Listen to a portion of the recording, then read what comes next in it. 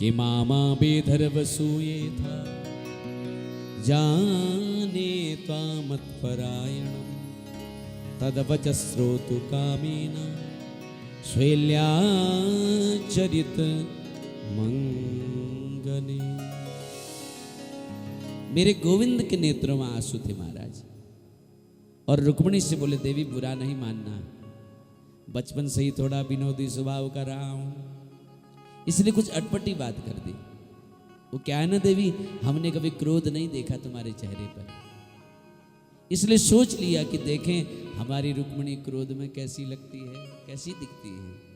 देवी अपने हृदय में कोई बात मत रखना बस। परंतु रुक्मिणी ने जो भगवान की बातों का हाथ जोड़ करके जवाब दिया है, उसका एक एक शब्द सुवर्ण जड़ित है। रुक्मिणी कहती है प्रभु आपने गलत कुछ भी नहीं कहा है, आपने यही कहा ना कि मेरा और तुम्हारा मेल ही क्या है, बिल्कुल सही कहा। कहां तो प्रकृति से आबाद में एक नारी, और कहां प्रकृति से परे आप पुराण पुरुषोत्तम। मेरा आपका मेल ही क्या है, वो तो आपने कृपा करी मुझे अपनी पत्नी बना लिया। दूसरी बार आपने ये भी कहा कि मेरे माता पिता का पता नहीं, विवाह क्यों कर लिया। तो बोली रुक्मिणी बोली प्रभु जगत के माता जगत के पिता केवल आप हैं, जगत के अधीश्वर केवल आप हैं गोविंद, और आपके तो कोई माता पिता होते नहीं, और ऐसे आप दुनिया को माता पिता बनाते फिरो, इसमें मेरा तो कोई दोष नहीं है। और तीसरी बार आपने ये भी कहा था कि बड़े बड़े राजाओं के भय से मैं समुद्र में रहता हूं, डरपोक हूं। तो रुक्मिणी कहती है कि सत्यम भयादिव गुणेभ्यो गुरुक्रमांतम शेते समुद्र उपलंघन मात्रयात्मा नित्यं कदिन्द्रिय गणै क्रेत विग्रहस्त्वं तत्सेवकैर्नृपपदं विधूतं तमोऽन्धम्। हे गोविंद, जिस हृदय में अविद्या अस्मिता राग द्वेष अनिनिवेश ये शत्रु बैठे रहते हैं, उस हृदय में आप वास नहीं करते। आप तो आत्मा रूपी समुद्र में ही उपलंघन करते हैं। और चौथी बात ये भी आपने कहा कि मैं तो काला हूं, काले से क्यों विवाह कर लिया। तो प्रभु काले हो तो कमाल करते हो, और गोरे होते तो न जाने क्या करते, है ना। काले होगी ये कमाल, किसी ब्रज के कवि ने गाया है, बड़ा सुंदर है कि यदि नंद लाला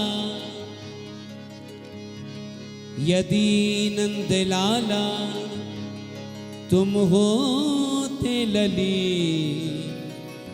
तो गले कट जाते करोड़न के। क्या कहा, यदि नंद लाला तुम होते लली तो गले कट जाते करोड़न के। काले हो करके गजब ढाते हो, गोरे होते तो क्या करते। यदि नंदलाला तुम होते लली तो गले कट जाते करोड़न के। खैर मनाओ, अब लाला हो, लाली नहीं हो। अगर आप लाली होते ना तो आपके ऊपर रोज करोड़ों के गले कटते महाराज, इतने सुंदर हो। और आपने ये भी कहा कि वो भिखमंगे महात्मा मेरा भजन करते हैं, कीर्तन करते हैं। बोले मुझसे यदि कोई पूछे संसार में सबसे बड़ा धनी कौन है, तो मैं तो केवल इतना ही कहूंगी कि कबीरा सब जग निर्धना धनवंता नहीं कोई, धनवंता सोई जानियो जाकू राम नाम धन होई। मैं तो केवल इतना ही कहूंगी कि संत से बड़ा धनी कोई है ही नहीं जगत में, जिसके पास नाम का धन है, जिसके पास ज्ञान का धन है, जिसके पास वैराग्य का धन है, जिसके पास भक्ति का धन है। मीरा की जब विरक्ति हुई, मीरा ने सर्वस्व छोड़ दिया। लोगों ने कहा, मीरा तुमने इतना बड़ा राणा परिवार छोड़ दिया, क्या मिला तुम्हें महात्मा बनने से? मीरा बोली, जब किसी को रत्न मिल जाता है ना, फिर इसे कोई चीज अच्छी नहीं लगती। अच्छा, जिसको जो लोग डायमंड के पारखी है ना, वो स्वर्ण के आभूषण कम पहनते हैं। जिसको सोना नहीं मिलता वो चांदी पहन के काम चलाता है, जिसको चांदी नहीं मिलता वो तांबा पीतल पहन के काम चलाता है। लेकिन जिसको रत्न मिल जाता है, फिर वो किसी सोने चांदी के चक्कर में नहीं पड़ता है। क्यों? क्योंकि रत्न सबसे बहुमूल्य है। इसलिए मीरा कहती है, मेरे पास सबसे बड़ा रत्न है। और वो रत्न क्या है? कि पायो जी मैंने राम रतन धन पायो, पायो जी मैंने राम रतन धन पायो, पायो जी मैंने राम रतन धन पायो, पायो जी मैंने राम रतन धन पायो जी, राम रतन धन पायो, पायो जी मैंने राम रतन धन पायो जी मैंने राम रतन धन पायो, पायो जी राम रतन धन हो, राम रतन धन पायो, पायो जी राम रतन धन पायो, पायो जी मैंने राम रतन धन पायो, पायो जी मैंने राम रतन धन पायो।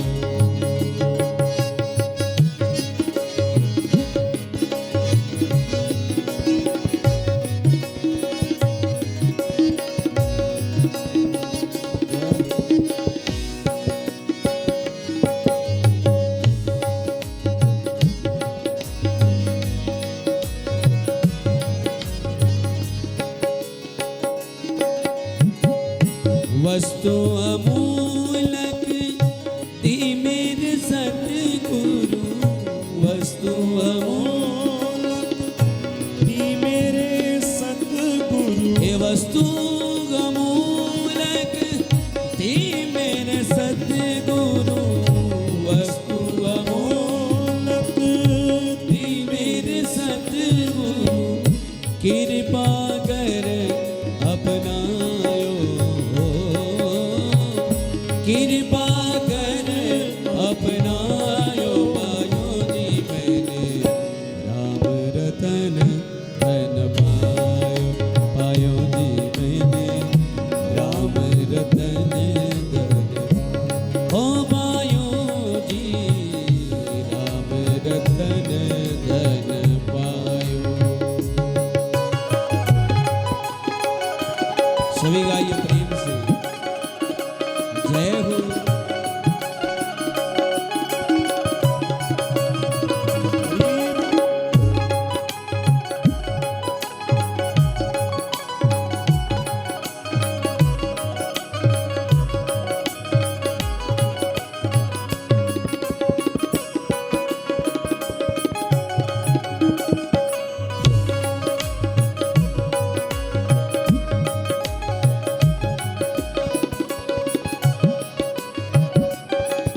जन्म जन्म की पूजी पाई, जन्म जन्म की पूजी पाई, जन्म जन्म की पूजी पाई, जन्म जन्म की पूजी पाई, जग में सब ही खेवायो, पायो जग में सब ही केवायो, पायो जी मैंने राम रतन धन पायो, पायो जी मैंने राम रतन धन पायो जी राम रतन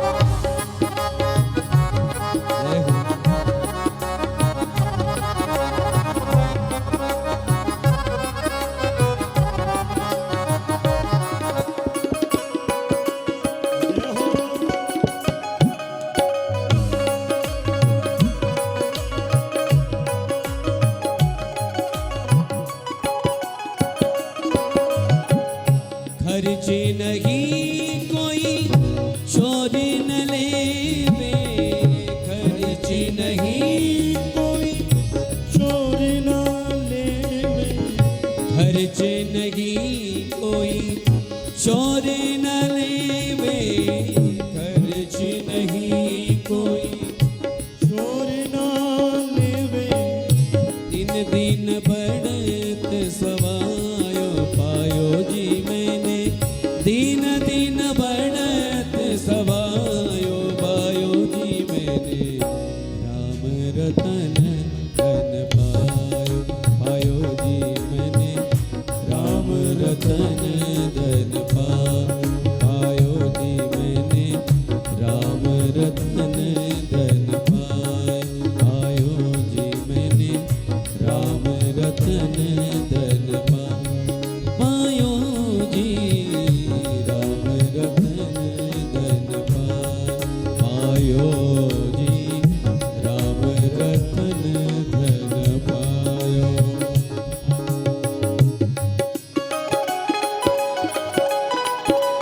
दोनों हाथ उठा के प्रेम से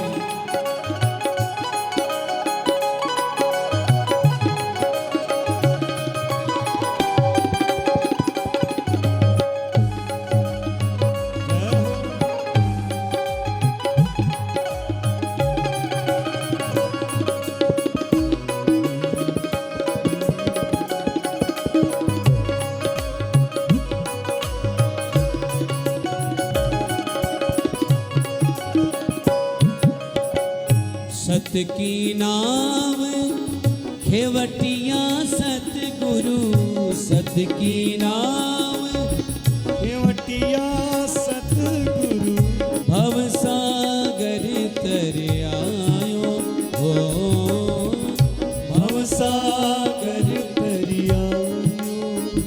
मीरा के प्रभु गिरधर नागर, मीरा के प्रभु गिरधर नागर, हो मीरा के प्रभु गिरधर नागर, मीरा के प्रभु गिरधर नागर, हरसी हरसी गुण गायो हो, हरसी हरसी गुण गायो पायो जी मैंने, राम रतन धन पायो पायो जी मैंने, राम रतन धन पायो पायो जी मैंने, राम रतन धन पायो पायो जी मैंने, राम धन पायो पायो जी मैंने, राम रतन धन, राम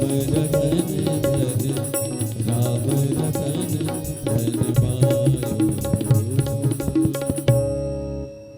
बोले कृष्ण कन्हैया लाल की, बाल कृष्ण लाल की। हाँ, संसार की जितनी भी चीजें हैं सब बिगड़ने वाली हैं। धन को कमाने में तकलीफ, ध्यान देना, धन को कमाने में तकलीफ, धन खर्च हो जाए तो तकलीफ, धन की रखवाली कर, इससे ज्यादा धन की रखवाली करने में तकलीफ। धन की रक्षा भी तो प्रभु की कृपा से होती है ना। धन बहुत ज्यादा हो गया तो चोर चोरी करके ले जा सकता है, चोर का भाई बना रहेगा। और थोड़ा और ज्यादा हो गया, पड़ोसी अच्छे मिल गए तो इनकम टैक्स में शिकायत भी कर सकते हैं, है ना। और बहुत ज्यादा यदि धन हो गया, एकत्र कर लिया, तो कहीं शाम को 8 बजे मोदी जी आके ये न कह दे 500 और 1000 के नोट बंद। हाँ, जिसके पास धन ज्यादा था उनके लिए परेशानी हो गई, है कि नहीं? परेशानी हुई कि नहीं? जिसके पास ज्यादा था, बहाया गया धन, है ना। इसी हमारी हल्द्वानी में नहरों में बह करके धन आया, है ना। तो इसलिए धन की अधिकता भी ठीक नहीं, लेकिन राम नाम का धन ऐसा है, इसको जितना खर्च करेंगे ये बढ़ता जाएगा, बढ़ता जाएगा। इसलिए मीरा कहती है हमारे पास राम नाम का धन है। रुक्मणी कहती है संतों के पास नाम का खजाना है, नाम का भंडार है। यदि उन संतों के श्रीमुख से आपकी महिमा को सुन करके मैंने आपको अपना पति रूप में वर्ण किया और इसे आप मेरी गलती मानते हैं, तो मैं संसार की हर माताओं से ये कहना चाहूँगी कि भैया ऐसी गलती सबको करनी चाहिए जिस गलती से गोविंद मिल जाए। ऐसी गलती सब करो, और ऐसी गलती कोई नासमझ नहीं करेगा, समझदार करेगा। भगवान बोले देवी इन्हीं बातों का परिणाम है कि मेरी नज़र में तुम्हारे प्रति अद्भुत प्रेम है। सुन करके रुक्मणी को आनंद मिला, प्रसन्नता हुई। और इधर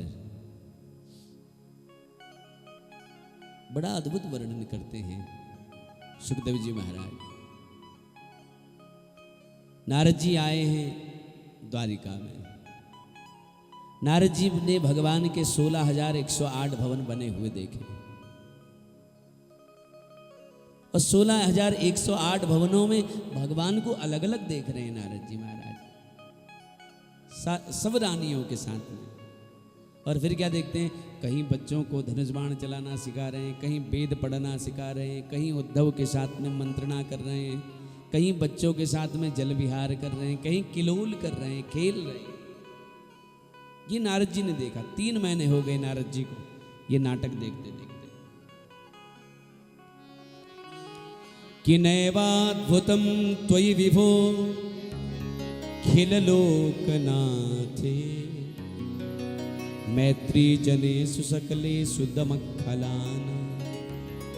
नैवाद्भुतम त्वयि विभो अखिल लोकनाथे, मैत्री जनेषु सकलेषु दमः खलाना।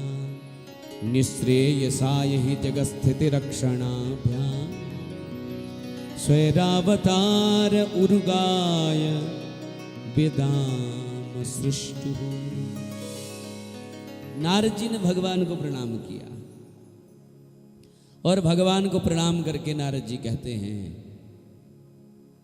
कि प्रभु आप तो कण कण में विद्यमान हैं और अनेक रूपों में रहो, ये कौन सी बड़ी बात है, आप सर्वत्र हैं प्रभु। संत नारद जी प्रभु के चरित्र का दर्शन करके लौटे। भगवान ने कहा नारद जी आपका आना कैसे हुआ बताइए। नारद जी ने कहा हे गोपाल, आजकल पांडवों ने नई राजधानी बनाई है। कौन सी नई राजधानी बनाई है?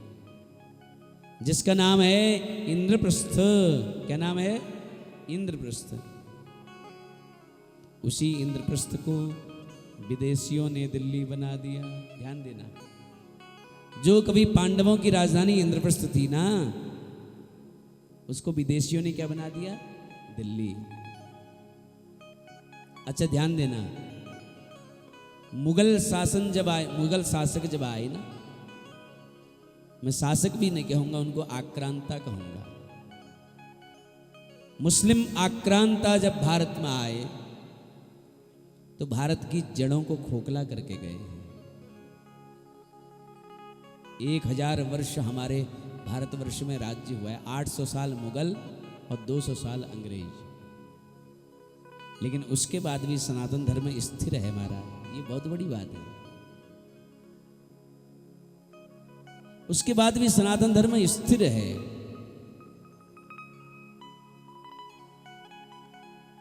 मुगलाक्रांता जब आए तो भारत की जड़ों को खोखला कर दिया, है ना। अंग्रेजों ने क्या किया? फूट डालो, राजी करो, यही तो किया। और मुगलों ने मंदिर तोड़े, मस्जिद बनाए, है ना। शहरों के नाम बदल दिए। जिसका नाम कभी भाग्यनगर था उसे हैदराबाद कर दिया, जिसका नाम संभाजी नगर था उसको औरंगाबाद कर दिया, जिसका नाम हरिगढ़ था उसे अलीगढ़ कर दिया। शहरों के नाम तक बदले। हमारी संस्कृति को, हमारी सभ्यता को बड़ा छिन्न भिन्न किया। बड़े प्रहार हुए हमारी संस्कृति पर, बहुत प्रहार हुए महाराज।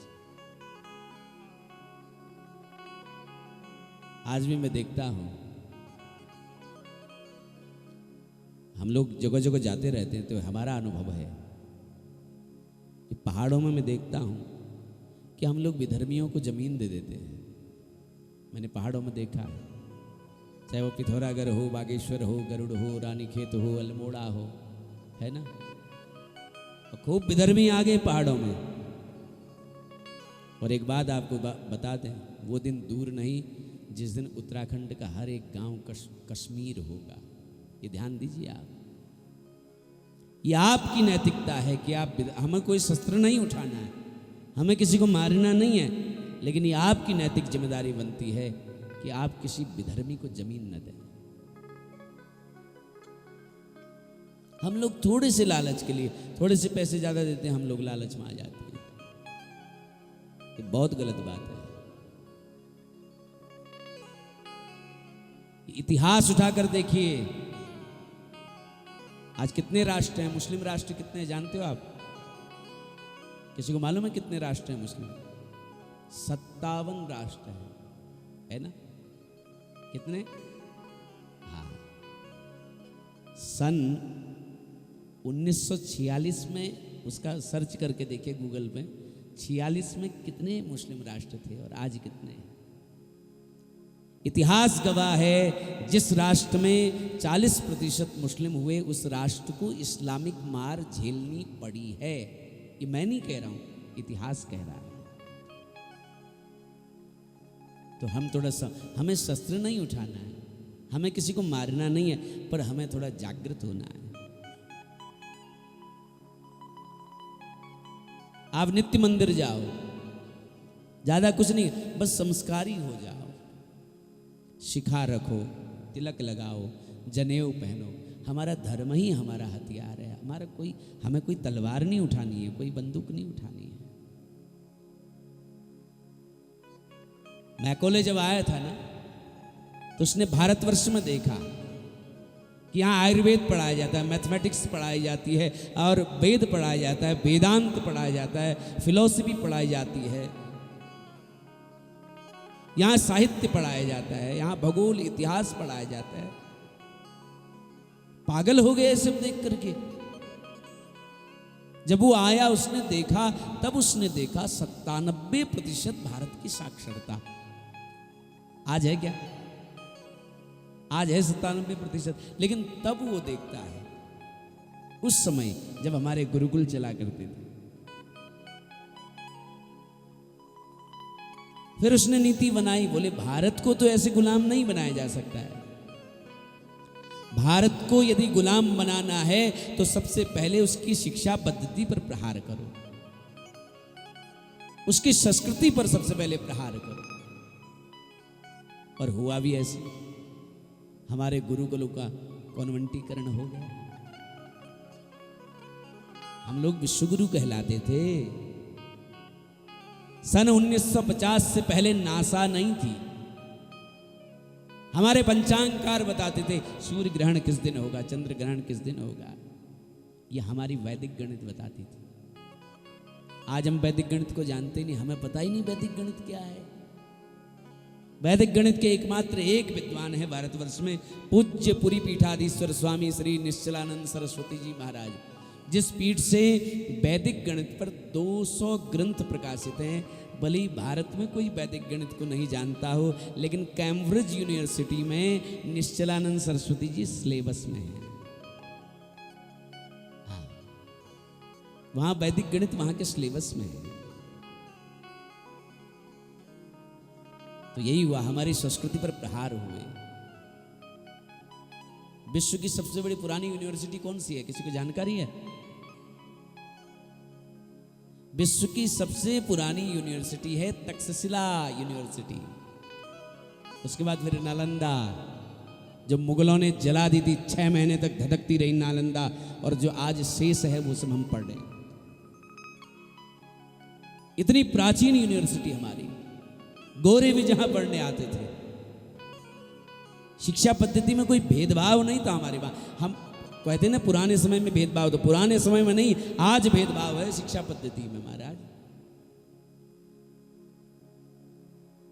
आज सेठ का बच्चा बिड़ला स्कूल में जाएगा, लेकिन गरीब का बच्चा प्राइमरी में जाएगा।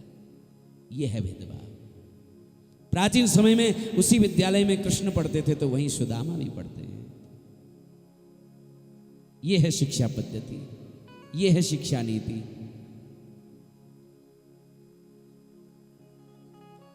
अब जो खोया सो खोया, लेकिन आगे ध्यान रखो, अपने बच्चों को संस्कारित करो, अपने बच्चों को धर्म के प्रति जागृत करो, अपने बच्चों को सिखाओ, बेटा स्कूल जाओ तो तिलक लगा करके जाओ, सिखा रखो, जनेऊ पहनो, गायत्री का जप करो। संस्कृत नहीं पढ़ सकता है कोई बात नहीं, नित्य हनुमान चालीसा का पाठ करो, ये तो सिखा सकते हो ना। ये अपने बच्चों को सिखाइए, ये संस्कार दीजिए, इसकी आवश्यकता है, इसकी जरूरत है।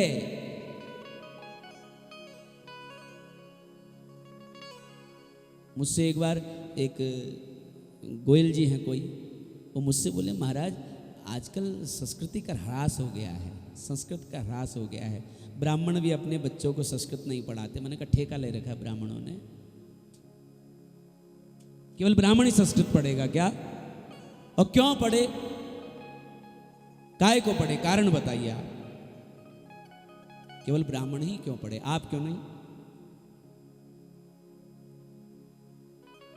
आज संस्कृत का भी ह्रास हो रहा है, संस्कृति का भी ह्रास हो रहा है। जहां तहां मैं देखता हूं लोग कहते हैं महाराज आजकल विद्वान ब्राह्मण नहीं मिलते। विद्वान चाहता ही कौन है महाराज? समाज नहीं चाहता विद्वान। हम लोग तो कथा करते हैं, लेकिन मैं देखता हूं पांडित्य जगत में जो पांडित्य करते हैं, मैं स्थिति को देखता हूं महाराज। एक श्राद्ध करते हैं 250 रुपये देते हैं लोगों को। अब उस 250 रुपये में वो कैसे चाहेगा कि मैं अपने बच्चे को एक ऊंचा विद्वान बनाऊं? चाहेगा क्या? जिंदगी भर वो अभाव में जिए और उसके बाद वो अपने बच्चे को फिर वहीं डाले, क्यों करेगा? आप खो रहे हैं इसको, समाज खो रहा है। ब्राह्मणत्व को यदि खो रहा है तो समाज खो रहा है। आपका बच्चा इंजीनियरिंग करे, एमबीबीएस करे, एमबीए करे और करोड़ों का पैकेज ले साल का, और एक ब्राह्मण को 250 रुपये। आप चाहते हैं वो केवल 250 रुपये में संतुष्ट रह जाए? फिर वो क्यों भेजे अपने बच्चे को काशी पढ़ने के लिए? काहे को भेजे बताओ? भेजेगा जब उसका पालन पोषण अच्छी से होगा तो वो अपने बच्चे से कहेगा जाओ बेटा काशी जाओ, हम भेजते, हम खर्चा देंगे तुम्हें, एक उच्च कोटि का वैदिक विद्वान बन के आना। उसके बाद समाज में क्या आपको विद्वान ब्राह्मण मिलेंगे? फिर मिलेंगे आपको विद्वान। ऐसे नहीं अनदेखी करके। आपकी भी क्या, हमारे के ब्राह्मण की जिम्मेदारी है संस्कृति को बचाना? क्या आपकी जिम्मेदारी, क्या समाज की जानकारी नहीं है कि उसका भरण पोषण ठीक से हो ताकि वो अध्ययन करे? बेचारा खुद ही खाने पीने के जुगाड़ में है तो बच्चे को काशी पढ़ाने कहां से भेजेगा? आजकल समाज वैदिक ब्राह्मण नहीं चाहता है। एक समय ऐसा आएगा आपको ब्राह्मण मिलना मुश्किल हो जाएगा। फिर ठग बैठेंगे, फिर वो ठग बोलेंगे आप जाओगे पंडित जी नामकरण करना है, बोलेंगे 1,51,000 रुपए तुम्हारे बाप को भी देना पड़ेगा। फिर निश्चित ही बात से फिर दोगे, वो समय दूर नहीं है। इसलिए अपनी संस्कृति की रक्षा करो। जो आपके लिए जीते हैं, समाज के लिए देते हैं, जो संस्कारित करते हैं, आपको उनको भी मैं ये नहीं कह रहा हूं कि आप लुटा दो उन पर, नहीं, कम से कम जितना आपको बच्चों को मिलता है एक दिन का, उसका आधा तो दे दो। आप कौन सा कराते हो? साल भर में एक ही तो कार्यक्रम कराते होगे। सत्यनारायण कथा करा ली, कभी संपुट करा लिया है ना, कभी पार्थिव पूजा करा ली। कम से कम अपने बच्चे की साल भर की जो उसका पैकेज है, उसका एक दिन का मेहनत तो ब्राह्मण को दो। तभी समाज को विद्वान ब्राह्मण मिलेंगे, तभी समाज को अच्छे वैदिक मिलेंगे, तभी समाज अग्रसर होगा, तभी कोई पठन पाठन करेगा। नहीं तो ब्राह्मण मिलना मुश्किल है महाराज। ये एक कटु सत्य है, बुरा लगे सो किसी को लगे, लेकिन ये एक सत्य बात है। तो इसलिए अपनी संस्कृति की रक्षा करो। अपनी स्वयं की रक्षा करो, अपने बच्चों को सिखाओ। लेकिन हम अपनी संस्कृति देख करके हम लोग हंसते हैं। हम लोग किसी की शिखा देख लेंगे, किसी को धोती कुर्ते में देख लेंगे। स्कूल में भी कोई बच्चा आ जाए ना जिसके शिखा हो, तो सारे बच्चे उसे चिढ़ाना प्रारंभ कर देते हैं। ये हमारा समाज है। अपने ही परिवेश, हम भी धोती कुर्ता पहन करके, धोती परिवेश पहन करके कहीं जाएं तो हमको देख के भी लोग हंसने लगते हैं। मैं आज से 2-3 साल पहले मैं दिल्ली एयरपोर्ट से मुंबई की ओर जा रहा था, तो एक कोई बुजुर्ग बैठे थे, आपकी अवस्था के होंगे बुजुर्ग, और उनके संग एक युवा बैठा हुआ था, मेरे बगल में ही थे, बैठे थे, और मुझे देख करके हंस रहे थे, बातें कर रहे थे, हंस रहे थे। हमसे भी नहीं रहा गया। हमने कहा महोदय हंस क्यों रहे हैं, अच्छा नहीं लग रहा हूं मैं? बोले नहीं नहीं ऐसी तो कोई बात नहीं। मैंने कहा तो बताओ हंस क्यों रहे हो, हमें देख करके हंस क्यों रहे हो? बोले महाराज हम पूछना चाहते हैं ये कौन सा परिवेश है। मैंने कहा वाह, ये आप पूछ रहे हैं? अरे जो बात मुझे पूछनी चाहिए वो आप पूछ रहे हैं। ये तो मुझे पूछना चाहिए कि आपका परिवेश क्या है। मैं तो अपने परिवेश में हूं, ये मेरा भारतीय परिवेश में है। ये बात तो मुझे आपसे पूछनी है कि आपका परिवेश क्या है। बोले क्या होता है माला पकड़ने से, क्या हो जाता है तिलक लगाने से, क्या होता है धोती पहनने से, भगवान मिल जाते हैं क्या? मैंने कहा ना मिला भगवान, मेरे को चाहिए भी नहीं भगवान, नहीं मिले भगवान। लेकिन इतना तो पक्का है कि मेरी एक हाथ में माला है तो मेरी दूसरे हाथ में सिगरेट कभी नहीं हो सकती है, क्योंकि मेरी माला रोकती है। मेरे यदि मस्तक पर तिलक है तो मैं बाजार में ऐसी कोई अभक्ष्य चीजों का भक्षण नहीं कर सकता हूं, क्योंकि मेरा तिलक मुझे रोकता है। मैंने यदि धौत वस्त्र पहना है, मैं चाह कर भी गलत कर्म नहीं कर सकता हूं चारित्रिक रूप से, क्योंकि मेरी धोती मुझे रोकती है। किसी शराबी को भी ना धोती पहना दो, तिलक लगा दो, उससे कहा जा वाइन शॉप से एक लेके आधा, कभी नहीं लाएगा, है ना, कभी लाएगा ही नहीं, क्योंकि ये परिवेश उसे रोकता है। ये परिवेश से भगवान मिले या न मिले ये पता नहीं, लेकिन ये परिवेश ऐसा है जो गलत कृत्यों से बचाता है ना? ये तो निश्चित है। तो इसलिए ये जो इंद्रप्रस्थ है, इसके विदेशियों ने क्या कर दिया? दिल्ली कर दिया। क्या कर दिया? दिल्ली। और इसी इंद्रप्रस्थ में नारद जी भगवान से कहते हैं कि पांडव राजसूय यज्ञ करना चाहते हैं, आप पधारें। भगवान ने कहा आप पांडवों से कहना मैं शीघ्र आऊंगा। और इधर एक दूत भगवान के पास आया। उस दूत ने कहा प्रभु मैं मगध देश से आया हूं। मगध देश का एक राजा है जरासंध, उसने 20,000 राजाओं को बंदी बना करके रखा है नरबली देने के लिए, और उन राजाओं ने मुझे आपके पास भेजा है और कहा है कि शीघ्र आप उनकी सुरक्षा करें, आप शीघ्र उनकी सुरक्षा करें। भगवान ने कहा उन राजाओं को बोलना मैं शीघ्र आऊंगा और उनकी रिहाई करूंगा। और इधर से भगवान सीधे पांडवों के पास गए और पांडवों से बोले देखो तुम लोग राजसूय यज्ञ करना चाहते हो, प्रसन्नता की बात है। क्या सारे राजाओं को तुमने जीत लिया? राजसूय यज्ञ वही कर सकता है जिसके पक्ष में सारे राजा हों। क्या सारे राजा तुम्हारे पक्ष में हैं? बोले महाराज सारे राजा तो हमारे पक्ष में हैं, लेकिन एक मगध देश का जो सम्राट है जरासंध वो हमारे पक्ष में नहीं है। क्यों? क्योंकि वो बहुत बड़ा बलशाली है, बड़ी सेना है उसके पास। तो भगवान ने यहाँ एक नीति करी।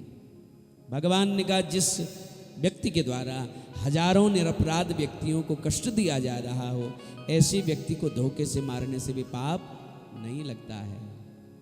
तो इसलिए भगवान ने अर्जुन और भीम को अपने पास बुलाया और बोले जल्दी से ब्राह्मण का परिवेश धारण कर लो।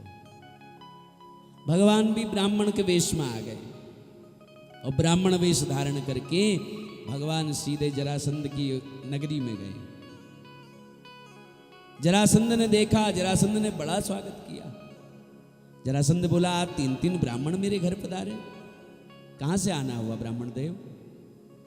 भगवान बोले हम हिमालय से आ रहे हैं, हमने सुना है आप बहुत बड़े दानी हैं, तो इसलिए आपके पास दान लेने के लिए आ रहे हैं, दान लेने के लिए आपके पास आए हैं। जरासंध बोला मैं कोई दानी वानी नहीं हूं महाराज, वो आपने द्वारिकाधीश कृष्ण का नाम सुना है? भगवान बोले हाँ थोड़ा थोड़ा सुना है भाई। वो जो द्वारिकाधीश कृष्ण है ना, वो बड़ा पराक्रमी है महाराज।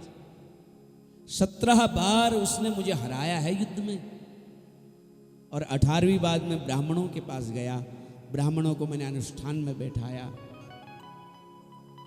और उसका परिणाम ये हुआ कि वो कृष्ण जो है रण छोड़ करके भाग गया। और तब से मैं ब्राह्मणों का बड़ा प्रेमी हूं। जो ब्राह्मण मेरे वहां आए खाली हाथ नहीं जाता महाराज। भगवान ने कहा देखो 17 बार हार गया उसको नहीं गिनाता, एक बार जीत गया उसे बड़े उत्साह से गिनाता है। तो इसलिए ये बात सुन करके भगवान थोड़ा हंस गए, भगवान को थोड़ा हंसी आ गई।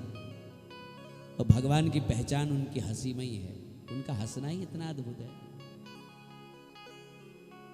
तो जरासंध बोला पंडित जी आपको तो कहीं देखा है मैंने। भगवान बोले तुम्हारे वहां कई ब्राह्मण आते हैं, कभी मैं भी आया हूंगा भूले भटके। बोले ठीक है मांगो क्या चाहिए। तो भगवान ने मांगा कि युद्धम नो देहि राजेंद्र दद्वसो यति मन्यसे युद्धार्थिनो वयं प्राप्ता राजन्या नान्यकांक्षिणः। प्रभु कहने लगे देना चाहते हो ना राजन, हम तीनों में से एक के साथ में युद्ध करो। जरासंध बोले पंडित होकर के युद्ध? भगवान बोले हम पंडित नहीं हैं। जरासंध ने कहा बड़े कपटी हो, मुझे वचन में बांध भी लिया। ठीक है युद्ध तो मैं तुमसे करूंगा, परंतु अपना परिचय दो, कौन हो तुम? तब भगवान परिचय दे रहे हैं। मेरी दाहिनी तरफ जो खड़े हैं इनका नाम है भीमसेन, और मेरी बाईं तरफ जो खड़े हैं इन्हीं के छोटे भाई अर्जुन हैं। बोले ओह ये पांडव भाई हैं, तुम कौन हो? बोले मैं इनके मामा का बेटा और तुम्हारा बहुत पुराना शत्रु कृष्ण। जरासंध ने सोचा बड़ा चालाक है, एक बार तो पहले ही मैं 17 बार तो मैं हार चुका हूं, बड़ी मुश्किल से एक बार जीता हूं, और इस बार यदि इससे युद्ध कर दिया तो जीते जिताए पर पानी फिर जाएगा। इसलिए जरासंध ने कहा कन्हैया तुम तो डरपोक हो, रण छोड़ करके भाग जाते हो, अब तुमसे क्या युद्ध करना। ये अर्जुन भी बेचारा दुबला पतला है, लेकिन हाँ भीम हमारे समान बलशाली है। कि अयम ही वयसा तुल्यो नाति सत्तो न मे समः अर्जुनो न भवेत् योद्धा भीमस्तुल्य बलो मम। ये भीमसेन मेरे समान बलशाली है, इससे युद्ध हो सकता है। अभिमान के मारे भीमसेन का मुख फूल गया। देखो सुदर्शनधारी कृष्ण को भी फेल कर दिया, गांडीवधारी अर्जुन को भी फेल कर दिया, हमको पास कर दिया। क्यों? क्योंकि हम इन दोनों से ज्यादा बलशाली हैं। अभिमान हो गया। भगवान बोले अर्जुन देखो भीम दादा का मुंह कैसे अभिमान से फूल गया। और इधर युद्ध प्रारंभ हुआ।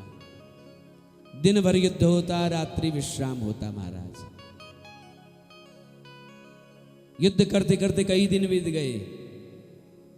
एक दिन रात्रि में भीम भगवान कृष्ण के पास आए और बोले, कन्हैया ये आदमी नहीं है, ये पहाड़ है, इसके पराक्रम का पता नहीं कितना पराक्रमी है ये।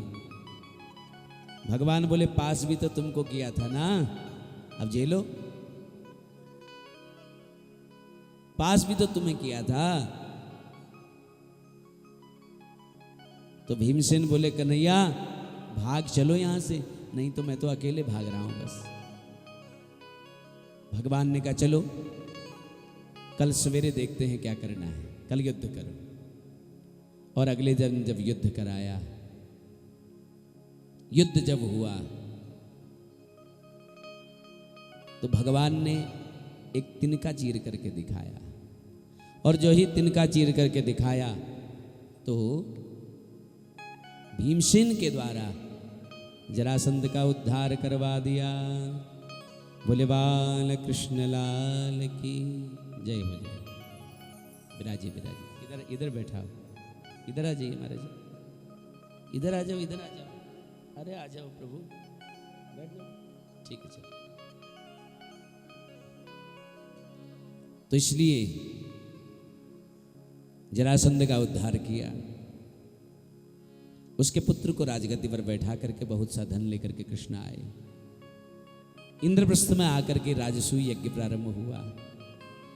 यज्ञ का शुभारंभ हो रहा है, और यज्ञ का जब श्री गणेश हुआ तो प्रश्न उठा कि सबसे पहले पूजा किसकी हो।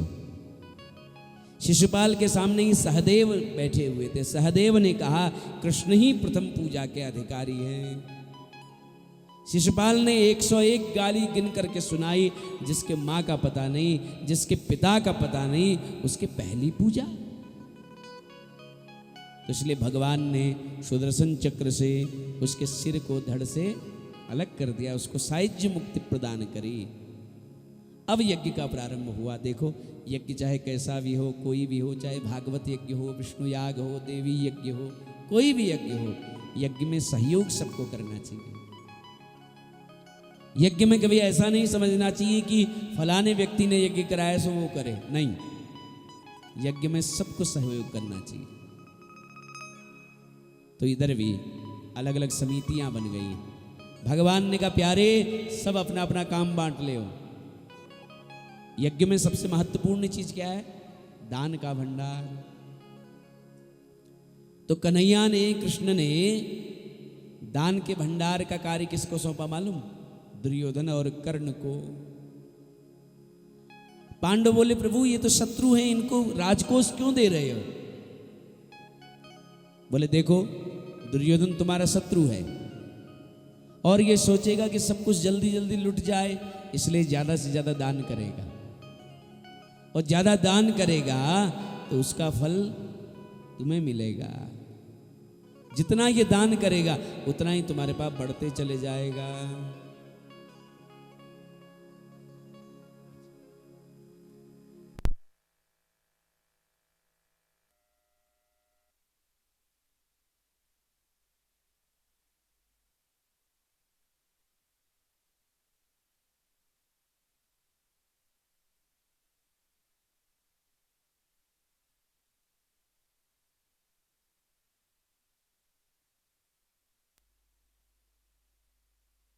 की तो यज्ञ में सबसे महत्वपूर्ण भंडार क्या है? दान का भंडार। दान का कार्यभार किसको दिया? दुर्योधन और कर्ण को। क्यों? क्योंकि ये शत्रु हैं, तो शत्रु भाव से ज्यादा लुटाएंगे, इस भावना से कि पांडवों का शीघ्र सब कुछ खत्म हो जाए, और जितना ये लुटाएंगे उतना तुम्हारा दान बढ़ता जाएगा। यज्ञ में दूसरा भंडार है भोजन का भंडार। भोजन के भंडार बनाया भीमसेन को, क्योंकि जो व्यक्ति जितना ज्यादा खाएगा उतना ज्यादा बांटेगा। अब जो 2 फुल्का खाता है वो बांटेगा कैसे? तो इसलिए भीमसेन को भोजन भंडार का मालिक बना। भोजन परोसना भी कोई छोटी मोटी बात नहीं है। भोजन परोसना भी अपने आप में बहुत बड़ी कला है। तो भोजन परोसने का काम दिया परिवेशने द्रुपद्रजा। द्रौपदी को। और द्रौपदी कहाँ की थी मालूम आपको? पंजाब की। कहाँ की थी? पंजाब की। पांचाल का अपभ्रंश ही पंजाब है। और पंजाब के लोग भोजन बांटने में बड़े दक्ष होते हैं, आप सब जानते हैं। तो इसलिए भोजन परोसने का काम दिया द्रौपदी को। सबने कुछ न कुछ सेवा ली। भगवान ने बोला भैया सबने सेवा ली है, अब हमको भी तो कुछ न कुछ सेवा लेनी चाहिए। तो भगवान ने क्या सेवा ली मालूम है आपको? ध्यान से सुनिएगा।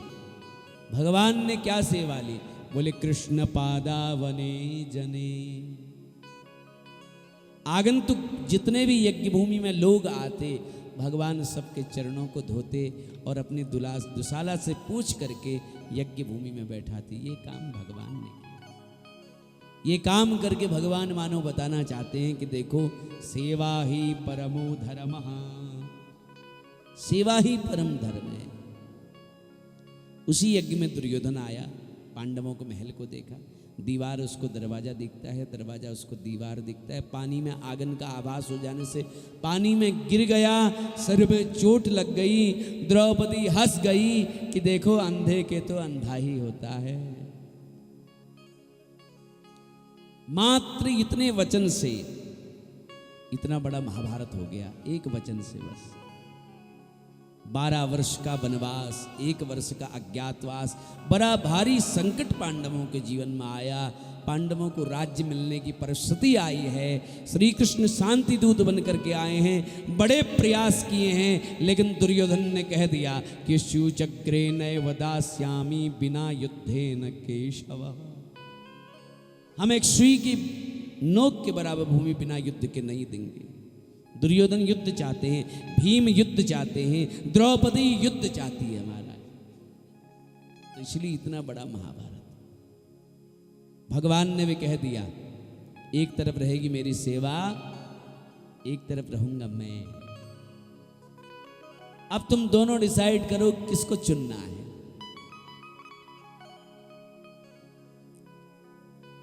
दुर्योधन ने जगत चुना, अर्जुन ने जगन्नाथ चुना, है ना। भगवान आपको भी मौका देते हैं, आपने क्या चुना? आपने जगत चुना कि जगन्नाथ चुना?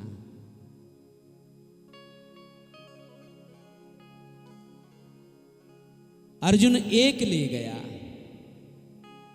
और दुर्योधन सारे शून्य ले गया। शून्य का महत्व नहीं है, एक का महत्व है। एक लग जाए शून्य के आगे तो महत्वपूर्ण हो जाता है। अकेले शून्य बेचारे क्या करेंगे? तो इसलिए अर्जुन ने जगन्नाथ चुना, दुर्योधन ने जगत चुना। बलराम जी ने सोचा जब होगा तो वही जो कृष्ण चाहते हैं, फिर मैं बीच में क्यों पड़ूं। बलराम जी तीर्थ यात्रा में चले गए। सुखदेव जी कहते परीक्षित बड़ा भारी युद्ध हुआ महाभारत का, और बिना किसी विशेष कारण के 2 परिवारों में युद्ध, द्वंद्व। कौरवों ने पांडवों से देश किया, पांडव आधे राज्य के अधिकारी थे, उनको नहीं दिया, इसी को लेकर द्वंद्व हुआ। लेकिन कृष्ण चरण रूपी नौका का आश्रय लेने की वजह से तुम्हारे बाबा पांडवों को विजयश्री प्राप्त मिली, और उसके बाद गोविंद अपने धाम को चले गए। और सुखदेव जी कहते परीक्षित उसके बाद तुम्हारा जन्म हुआ, तुमने एक ऋषि के गले में मरा हुआ सर्प डाला, 7 दिन में तुमको तक्षक सर्प के डसने से श्राप मिला, और मैं तुम्हें कथा सुनाने के लिए आया। एक ही बात है परीक्षित, ये जो मन की डोर है इसे गोविंद के चरणों में बांध लो, बस यही सबसे बड़ा साधन है। ये मन की डोर को भगवत चरणों में बांधो और इसकी रस्सी खोलना हमेशा के लिए भूल जाओ। भगवान के चरणों में रस्सी बांध के हमेशा के लिए इस रस्सी को खोलना भूल जाओ। तो आइए शेष चर्चा थोड़ी देर में करते हैं, एक भजन गा करके वाणी को पवित्र करें, उसके बाद फिर कथा सरिता में हम सभी प्रवेश करेंगे।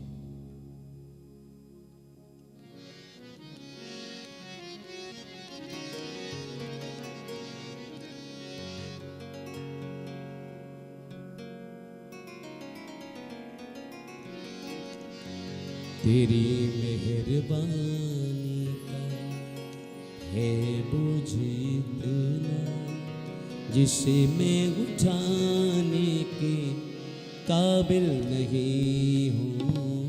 तेरी मेहरबानी का है बोझ इतना, जिसे मैं उठाने के काबिल नहीं हूँ। तेरी मेहरबानी है बोझ इतना, जिसे मैं उठाने के काबिल नहीं हूँ। मैं आ तो गया हूँ मगर जानता हूँ, मैं आ तो गया हूँ मगर जानता हूँ, मैं सर को झुकाने के काबिल नहीं हूँ। तेरी मेहरबानी का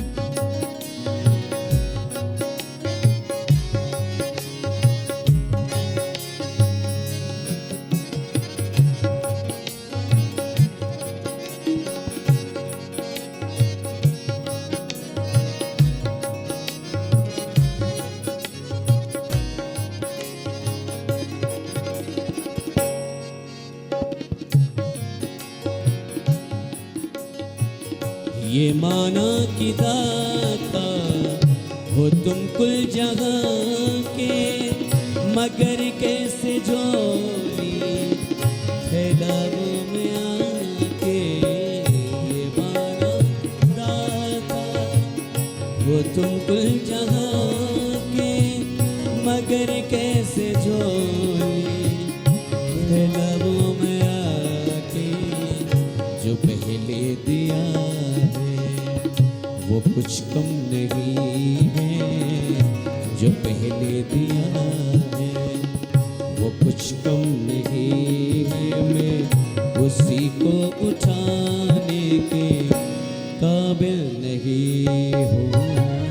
तेरी मेहरबानी का है बोझ इतना, जिसे मैं उठाने के काबिल नहीं हूँ। तेरी मेहरबानी का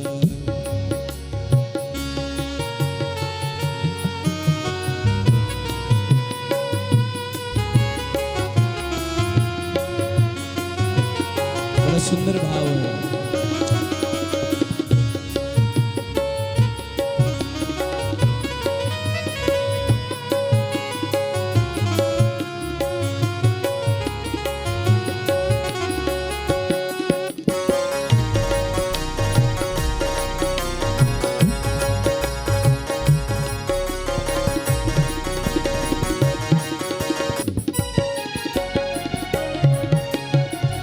तुम्हीने अदा की मुझे जिंदगानी, तेरी महिमा फिर भी मैंने न जानी।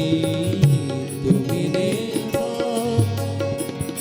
मुझे जिंदगानी, तेरी महिमा फिर भी मैंने न जानी।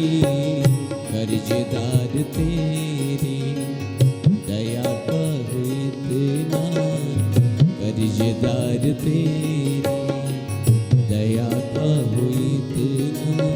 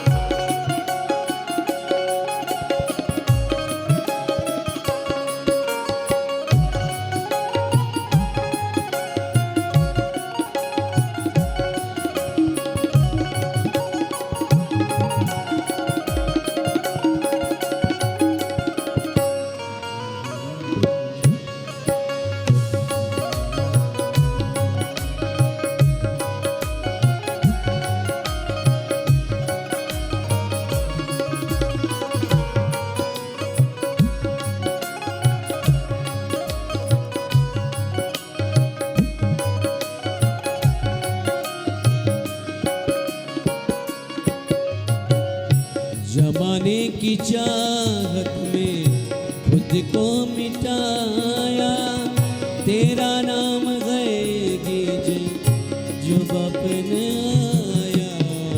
जमाने की चाहत में खुद को मिटाया, तेरा नाम गए गीज जो अपने आया। गुनाहगार हूँ मैं, सजावार हूँ मैं, गुनाहगार हूँ मैं, सजावार हूँ मैं। तुम्हें मुँह दिखाने के काबिल नहीं हूँ, मेरी मेहरबानी का है बोझ इतना, जिसे मैं उठाने के काबिल नहीं हूँ, मेरी मेहरबानी।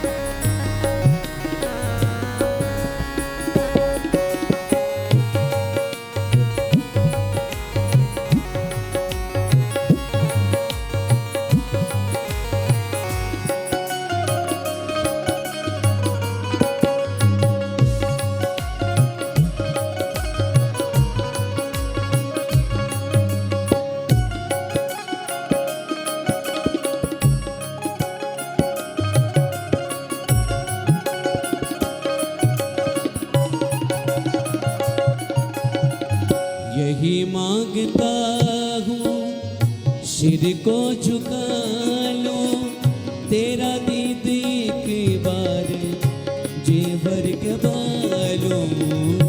यही मांगता हूँ सिर को झुका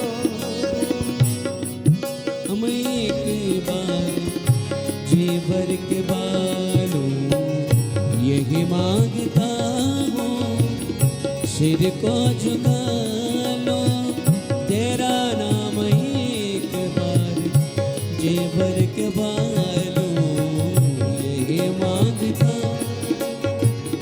सिर को झुका तेरा दीद एक बार जेवर के बालों। शिवा दिल के टुकड़े के है मेरे मालिक, शिवा दिल के टुकड़े के है मेरे मालिक। मैं कुछ भी जनाने के काबिल नहीं हूँ, तेरी मेहरबानी है बोझ इतना, जिसे मैं उठाने के काबिल नहीं हूँ। तेरी मेहरबानी का है बोझ इतना, जिसे मैं उठाने के काबिल नहीं। तेरी मेहरबानी का है बोझ इतना, जिसे मैं उठाने के काबिल नहीं हूँ। तेरी मेहरबानी का है बोझ इतना, जिसे मैं उठाने के काबिल नहीं हूँ।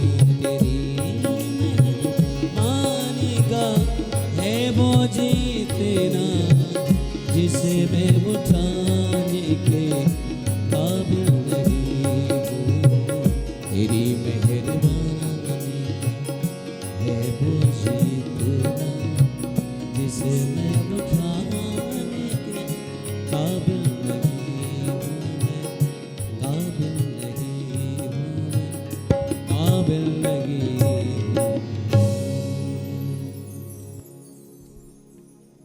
बोले बाल कृष्ण लाल।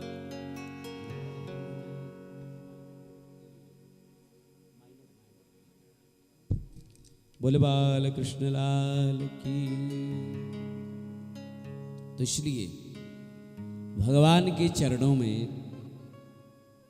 अपने जीवन की जो डोर है उसे बांध लीजिए और खोलना हमेशा के लिए भूल जाइए। हमेशा के लिए खोलना, फिर भूल जाओ। थोड़ा कम। श्रीमद् भागवत जी में बड़ी सुंदर चर्चा है। भगवान के बचपन के सखा है जिनका नाम है सुदामा। एक साथ पढ़े, एक साथ खेले। कृष्ण जैसा करुणा का सागर और कौन हो सकता है? कौन कन्हैया जैसी करुणा का सागर हो सकता है? श्रीमद् भागवत में वर्णन आता है कि कृष्णस्यासि सखा कश्चिद ये ब्रह्मणो ब्रह्मवित्तमा विरक्त इंद्रियार्थेषु प्रशांतात्मा जितेन्द्रियः। भगवान के परम मित्र हैं कौन? सुदामा जी। जोड़ी है महाराज, एक सुदामा, एक सुशीला। घर में बच्चे भी हैं। कृष्ण और सुदामा की मित्रता इतिहास में अमर है। ये दोनों ही सम्राट हैं महाराज। श्री कृष्ण भी राजा हैं और सुदामा भी राजा हैं। बस फर्क सिर्फ इतना है कि कृष्ण ऐश्वर्य साम्राज्य के सम्राट हैं और सुदामा निर्धन साम्राज्य के सम्राट हैं। ये दोनों सम्राट हैं। एक ऐश्वर्य साम्राज्य का सम्राट, एक निर्धन साम्राज्य का सम्राट। कृष्ण जैसा धनवान नहीं और सुदामा जैसा निर्धन नहीं। धन होना ये भाग्य की बात है। दरिद्र उसे नहीं कहते जिसके पास धन नहीं है। दरिद्र उसे कहते हैं जिसके पास बोलने के लिए दो मीठे वचन भी नहीं है, जो किसी के प्रति धन्यवाद भी कहना नहीं जानता है। सुदामा जी भगवान की लीलाओं का, कथा का सतत चिंतन करते महाराज। मन में बड़ा आनंद है, मन में बड़ी तृप्ति है, सुख है महाराज। झोपड़ी है सुदामा के पास, उस झोपड़ी में सब घुस सकते हैं। न उसमें बादल को आने से कोई रोक, न वर्षा को आने में कोई रोक, न तूफान को आने में कोई रोक, न धूप को आने में कोई रोक। सब प्रवेश। सुदामा कहते आओ हम सबका स्वागत करेंगे। सुदामा का नियम है कि कहीं भिक्षा मांगने नहीं जाएंगे, भिक्षाटन नहीं करेंगे। एक पानी, एक मटकी जो है मिट्टी की, वो आग के ऊपर रख दी और अग्नि के ऊपर रखी तो सुदामा की पत्नी कहती है अपने बच्चों से, बेटा इसमें भात पक रहा है। वो खाली मटकी रखती और कहती, बेटा इसमें भात पक रहा है। बच्चे टकटकी लगाकर देखे रहते, अब भात पकेगा, खाने को मिलेगा। मटकी पक पक करके फूट जाती है। बच्चे बहुत रोए, मां भोजन दो, पिताजी भोजन दो। सुशीला जी ने कहा, स्वामी अब मेरे बस की बात नहीं इनको संभालना, अब तुम संभालो इनको, अब मैं कितना ठगूं इनको। सुदामा अपने बच्चों को बोलते हैं, अच्छा मैं तुम्हें खिलाऊंगा, आओ मेरे पास, मेरी गोदी में बैठ जाओ। अच्छा सुनो बच्चों, तुम्हें पता है मेरा मित्र कैसा है? अरे 7 दिन का था और पूतना आई, उसको ऐसे लपका, ऐसे उसको मारा। इतनी रोचकता से कृष्ण कथा सुनाते कि बच्चे भूख प्यास सब भूल जाते और अपने पिताजी की धारावंत वाणी को सुनते सुनते सो जाते। सुशीला जी आग्रह करती, स्वामी तुम कन्हैया को इतनी याद करते हो, इतनी याद करते हो गोविंद की, कभी गोविंद से मिलने चले क्यों नहीं जाते? सुदामा जी बोले, किस मुंह से जाऊंगा बता, किस मुंह से जाऊंगा, कुछ है नहीं मेरे पास। बार बार टाल देते, पर आज सुशीला का आग्रह दुराग्रह में बदल गया। अब क्या करें महाराज, जब भी सामने आए सुशीला एक ही रटन लगा दे, कब जाओगे बताओ। सुदामा बोले, अच्छा ठीक है, मैं जाने को तैयार हूं, पर एक बात है, तेरे पास कुछ है? क्योंकि शास्त्र कहते हैं कि भैया खाली हाथ किसी के घर नहीं जाना चाहिए। मंदिर हो, गौशाला हो, गुरु का घर हो, रिश्तेदार हो, मित्र हो, तो रिक्त पाणिम न गच्छेत्, खाली हाथ नहीं जाना चाहिए, है ना? कहीं भी हो खाली हाथ नहीं जाना चाहिए। अब तेरे पास कुछ है जो मैं वहां जाकर के उन्हें दूं? और सारा झगड़ा तो इसी का था। सुदामा ने सोचा अब ये चुप हो जाएंगी, लेकिन भाई ये भी सुशीला है। इसने कहा आज पहली बार जाने को तैयार हुए हैं, चूकना नहीं है। इसलिए बोले, हाँ मेरे पास है, आप संध्या वंदन करो, मैं ला करके देती हूं।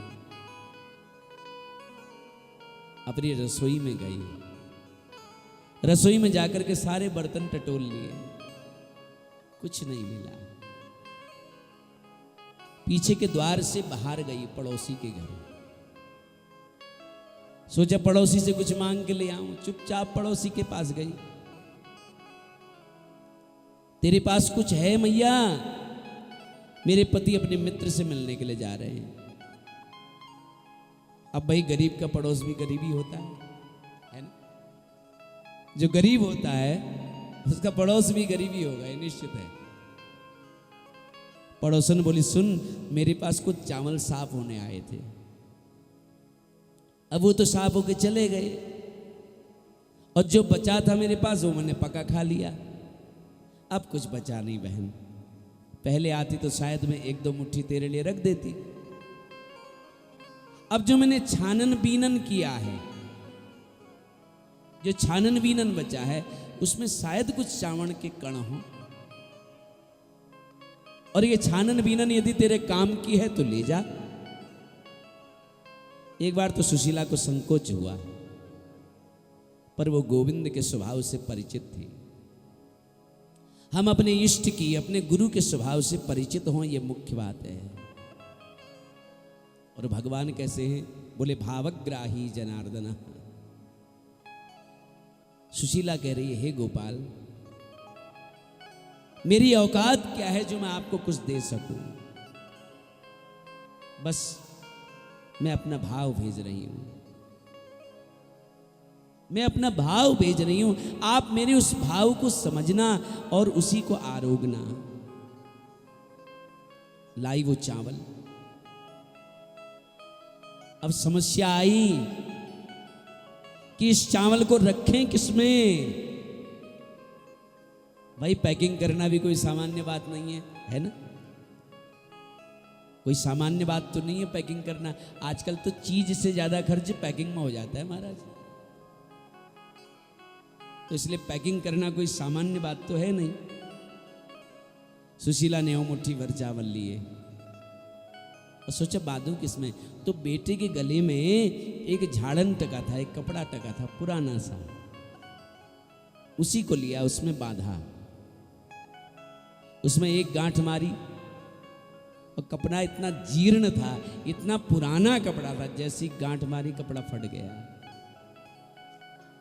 फिर दूसरी गांठ मारी, फिर कपड़ा फट गया, फिर और गांठ मारी, फिर फटा, फिर जहां फटा था वहां गांठ मारी, फिर फटा, फिर और गांठ मारी। देखते देखते वो एक गुदड़ी बन गई महाराज।